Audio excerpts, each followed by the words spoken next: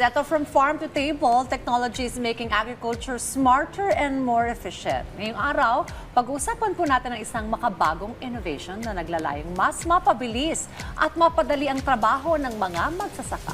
Makakasama po natin ngayon si Dr. Jonifer R.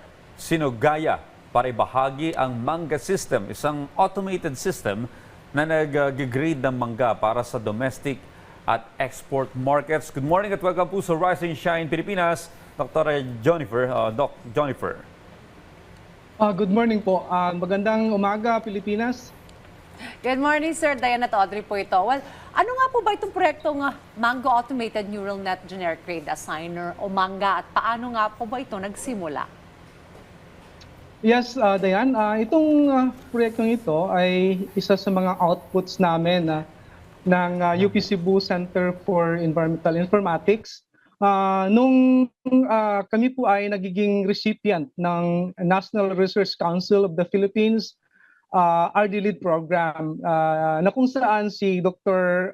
Dandre Buanico ng Technological University or Technological Institute of the Philippines ay nagsiserve as our RD leader. Now, ito po ay naglalayong ma-improve ang proseso ng pagsusort ng mga Carabao mangoes na talagang galing dun sa farm gate. Sa pamamagitan ng pag-automate ng traditional na paraan, of course itong mano-manong pagsusort ng mangga, ginamit namin dito yung advanced na sistema, yung artificial intelligence o AI, na kung saan automatikong aayusin ang mga mangga base sa kanilang hitsura, kabilang ang laki, kulay, hugis, tekstura, at mga depekto sa balat ng mangga. Layunin din ng AI nito na ma-improve ang efficiency at accuracy ng pagsusort ng mangga. Tinitiyak na tanging ang pinakamagandang kalidad na mangga lamang ang makakarating sa ating universal markets. At sa pamamagitan ng makabagong teknolohiya na ito, ang pagproseso ay mapapadali at mababawasan ang pangailangan sa manual na trabaho at mami-minimize ang human error. Well, sir, sino po ba yung mga nasa likod ng proyektong ito? Anong organization? At ano rin po yung naging bahagi ng DOST sa inisyatibong ito? Okay, yung proyekto nito ay pinunduhan po ng Department of Science and Technology, specifically the Philippine Council for Agriculture, Aquatic and Natural Resources Research and Development or PCARD. Yung core namin dito, of course, I act as the project leader, and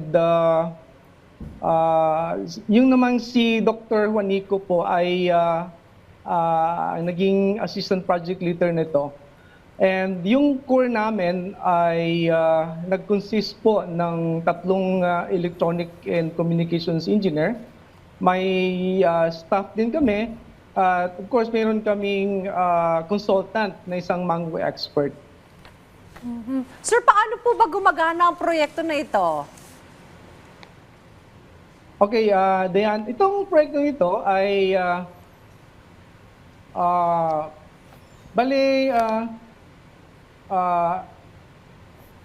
gagamit kami ng AI, artificial intelligence, sa pagsusort. At of course, itong AI na to ay gumagamit ng deep learning or convolutional neural network or CNN. Sinasanay ang AI gamit ang libu-libong images o larawan ng mangga mula sa iba't ibang anggulo upang matutong kilalanin ang mga katangian na may kilalaman sa kalidad. May tatlong method na pagsusuri ang Mangga system. Isa po ay ang size estimation model. Ito po ay tinutukoy ang laki ng proporsyon ng mangga. Ang kalawa ay itong tinatawag nating multi-input CNN para sa quality grading. Sinusuri po ang panlabas na kalidad batay sa kulay, hugis, tekstura at mga depekto sa balat upang malaman kung ito ay pang-export, local, or itong mga reject. At ikatatlo ay itong CNN model para sa maturity detection. Tinutukoy kung ang mangga ay mature o hindi pa batay sa itsura nito. Well, pakipaliwanag nga, Doctor, kung paano nito matutulungan yung mga magsasaka po natin nag-aani ng mga mangga sa tradisyonal o yung natural na pamamaraan? Sa proyektong ito, mapadali yung pagsusort at sabi ko kanina maiwasan yung human error. And kasi ngayon, ang nangyari dito kasi may mga middlemen tayo at hindi talaga patas yung pagbibigay ng presyo ng mangga. So layunin ng proyektong ito na mabigyan ng patas na presyo yung mga yung mga mango farmers natin sa pamamagitan ng itong automation na technology. Siguro yung iba gusto rin gamitin po ito. Papaano po sila siguro makikipag-ugnayan din sa inyo or sa mga organizations behind this project para makabenepisyo rin po sa innovation na ito? Pwede silang makikig-ugnay sa amin.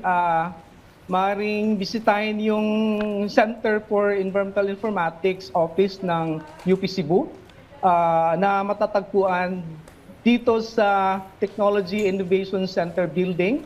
Meron din kaming Facebook page, UP Cebu Center for Environmental Informatics or CENVI.